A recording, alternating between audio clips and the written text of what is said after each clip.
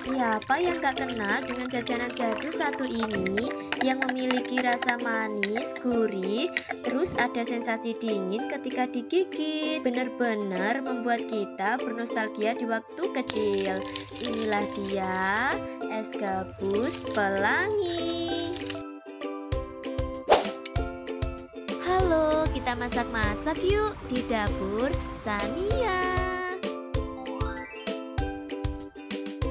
Bahan pertama ada 700 ml santan, atau di sini aku pakai 1 saset santan instan, kemudian aku tambah dengan 700 ml air. Selanjutnya siapkan 150 gram gula pasir atau setara dengan 15 sendok makan. Kemudian tepung hongkue sebanyak 1 bungkus. Kemudian susu kental manis sebanyak 1 saset atau setara dengan 1 sendok makan. Lanjut, di sini ada pewarna makanan karena aku ambil tema pelangi, jadi di sini ada warna merah, kuning, hijau dan biru. Jadi teman-teman di sini bebas ya, boleh pakai warna apapun. Dan terakhir ada garam setengah sendok teh saja ya. Garam di sini fungsinya untuk memperkuat rasa gurih pada santan. Untuk cara buatnya, pertama siapkan baskom, kemudian masukkan tepung hongkue. Lanjut, masukkan gula pasir, garam, susu kental manis,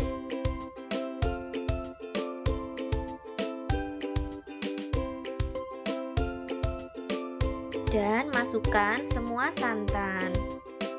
Setelah kelima bahan tersebut masuk, kemudian aduk-aduk hingga semua tercampur merata ya. Nah, jika sudah tercampur merata seperti ini, kemudian lanjut kita bagi adonan menjadi 4 bagian. Siapkan 4 wadah, kemudian bagi sama rata sambil disaring seperti ini. Tujuannya supaya jika ada tepungnya yang masih menggerindil itu bisa tersaring, sehingga adonannya bisa menjadi lebih halus ya.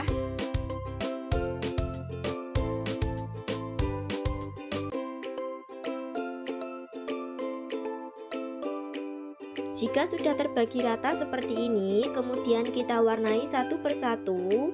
Pertama, di sini aku warnai warna merah. Jadi bisa pakai 2 tetes dulu ya. Jika dirasa nanti warnanya kurang menyala, bisa ditambahkan lagi.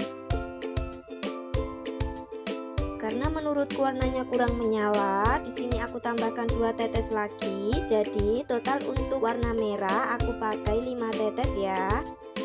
Lanjut, setelah merah, kemudian kita warnai warna kuning. Aduk-aduk sampai tercampur merata. Kemudian warna hijau.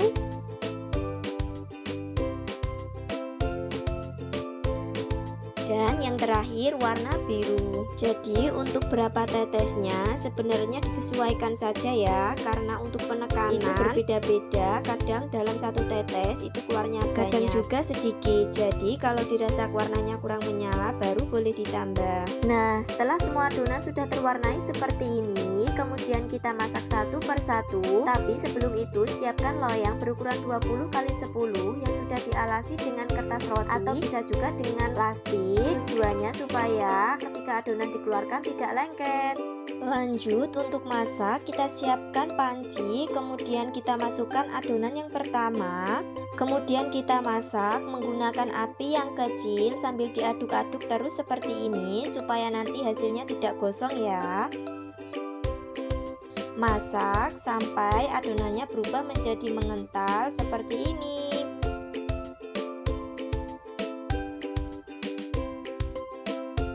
Setelah mengental seperti ini, kemudian adonannya bisa kita tuang ke dalam loyang. Jadi dalam kondisi panas seperti ini kita langsung tuang ya.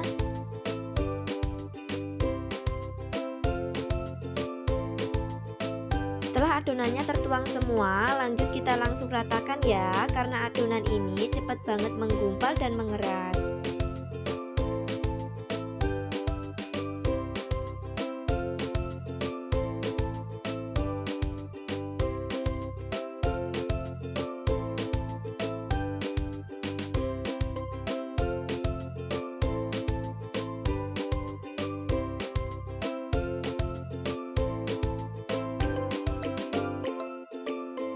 adonannya merata seperti ini, kemudian jangan lupa kita hentak-hentakan juga ya, agar adonannya bisa masuk ke sela-sela loyang. Lanjut, masak semua adonan warna hingga selesai. Oh iya, untuk teman-teman yang belum subscribe, bisa bantu tekan tombol subscribe-nya ya. Dan tekan juga tombol loncengnya, supaya kalau Dapur Sania ada notifikasi masakan baru, kalian bisa coba resepnya. Dan untuk teman-teman yang sudah subscribe, aku ucapkan terima kasih ya. Semoga kebaikan yang kalian lakukan kelak akan kembali lagi ke kalian. Nah, jika semua adonan warna sudah tertumpuk menjadi satu seperti ini, kemudian kita diamkan dulu selama 3 jam ya. Setelah 3 jam berlalu, kemudian bisa kita keluarkan dari loyangnya. Setelah dikeluarkan dari loyang, seperti inilah hasilnya. Bentuknya persegi panjang sempurna, kemudian kita potong sesuai dengan selera ya. Atau jika mau dijual bisa disesuaikan dengan bentuk umum. Nah, di sini aku potong menggunakan spatula plastik ya, supaya dia tidak lengket.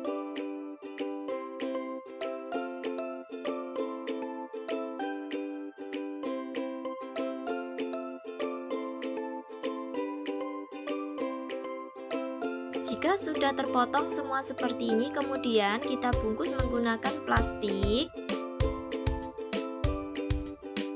Kita bungkus satu persatu ya. Nah, seperti ini hasilnya. Lakukan hal yang sama sampai selesai. Dan inilah dia setelah dibungkus menggunakan plastik. Hasilnya lebih rapi, lebih higienis ya. Dan ini siap kita simpan ke dalam freezer. Kita simpan kurang lebih 1 malam dengan suhu minus 17 derajat supaya dia bisa cepat beku dan bisa kita cepat nikmati atau kita jual ya. Dan setelah dibiarkan semalaman di dalam freezer, inilah dia hasilnya. Jajanan jadul yang disukai banyak anak-anak karena rasanya manis, gurih, terus ketika digigit ada sensasi dingin-dinginnya gitu. Seger banget. Kita cobain yuk.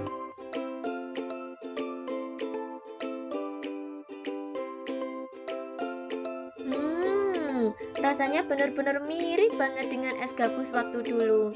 Akhirnya terobati juga rasa rindu ini makan jajanan waktu kecil. Teman-teman yang mau bernostalgia juga, yuk recook di rumah.